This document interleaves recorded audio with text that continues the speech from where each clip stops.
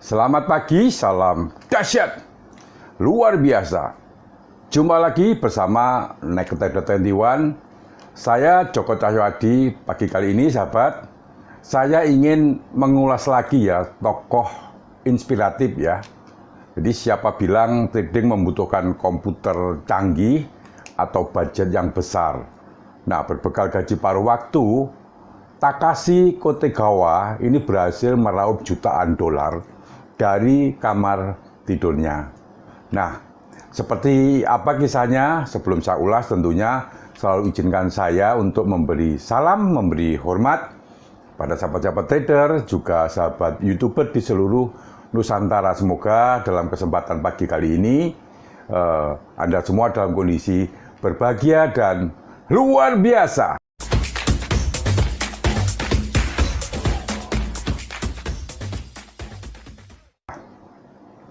Bagi sahabat trader yang ingin diskusi secara private ya, menanyakan grup WA dan juga live trade saya, silahkan add WA saya di description. Takashi Kotegawa ini adalah trader paling terkenal di Jepang yang berhasil merubah tabungan dari hasil pekerjaan paruh waktunya semasa kuliah sebesar 13.000 dolar menjadi lebih dari 150 juta dolar ya, hanya dalam kurun waktu 8 tahun sejak awal tahun 2000-an. Takashi ini melakukan trading saham di Bursa Efek Tokyo dari kamarnya, di mana ia terkadang menghasilkan jutaan dolar per transaksi. Lahir pada tanggal 5 Maret 1978 di Shiba, di kota Jepang. Takashi Kotegawa ini mulai trading pada saat bears market Bursa Efek Tokyo tahun 2001. Nah, seiring berjalannya waktu, Takashi pun menjadi tokoh trader yang terhormat di kalangan day trader di Jepang. Menariknya, sahabat trader, meskipun sudah menjadi multi jutawan yang terkemuka, ia tetap rendah hati dan tidak membeli barang mewah. Rutinitasnya diisi dengan mengendarai sepeda, menonton TV ya, bermain video game, dan kesukaannya adalah makan ramen. Menurutnya, ramen tidak hanya menghemat waktu, tapi juga mencegahnya makan dalam porsi besar yang bisa membuatnya mengantuk saat trading. Satu barang mewah yang ia beli ialah sebuah apartemen bertingkat ya, seharga 400 juta yen. Takashi Kotegawa membayar apartemennya secara tunai tentunya dan membelikan orang tuanya mobil baru ya. Raup 17 juta dolar dalam sehari. Nah, Takashi Kotegawa ini juga dikenal komunitas online trading di Jepang. Username-nya adalah BNF. Ia pun memiliki julukan J-Com.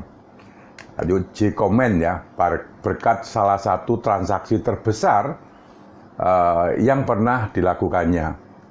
Pada tahun 2005, ia menghasilkan jutaan dolar dalam satu kali order pada saham perusahaan J-Com Holding yang baru saja IPO di Bursa Efek Tokyo saat itu.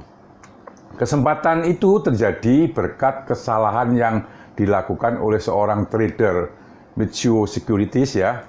Trader tersebut seharusnya menjual satu saham seharga 610.000 yen, namun secara tidak sengaja justru menjual 610.000 yen saham dengan harga masing-masing 1 yen. Nah, ini adalah kesalahan fatal yang dimanfaatkan oleh seorang Takashi ya. Kesalahan sell order besar ini membuat harga saham jatuh. Dan Takashi Kotegawa melihat adanya peluang di sana. Takashi membeli 7.100 saham saat harganya benar-benar sedang anjlok. Tak hanya Takashi, harga saham yang rendah turut menarik perhatian investor lain untuk membeli. Akhirnya terjadilah aktivitas pembelian gila-gilaan waktu itu.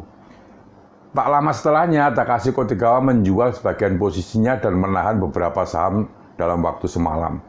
Nah, pada akhir perdagangan, dia telah menghasilkan lebih dari 17 juta dolar.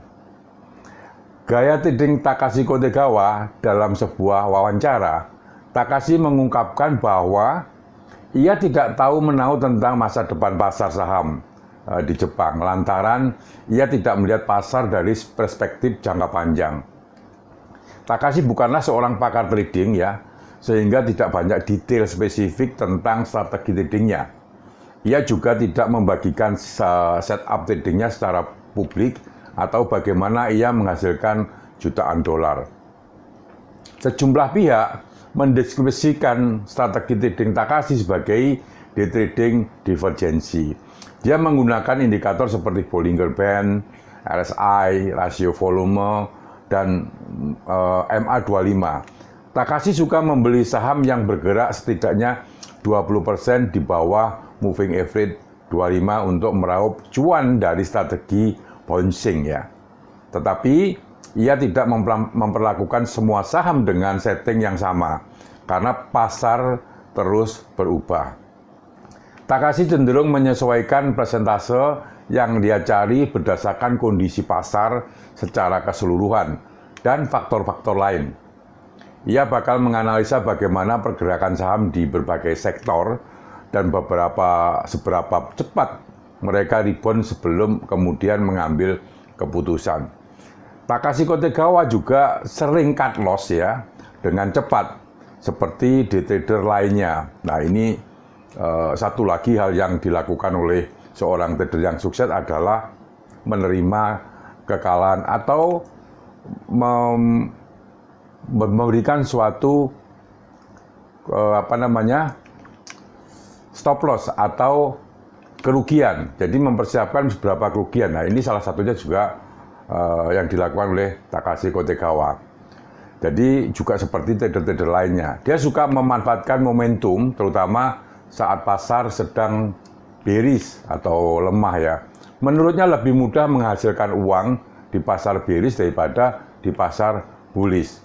Untuk itu ia mengincar rebound jangka pendek di saham yang lagi turun.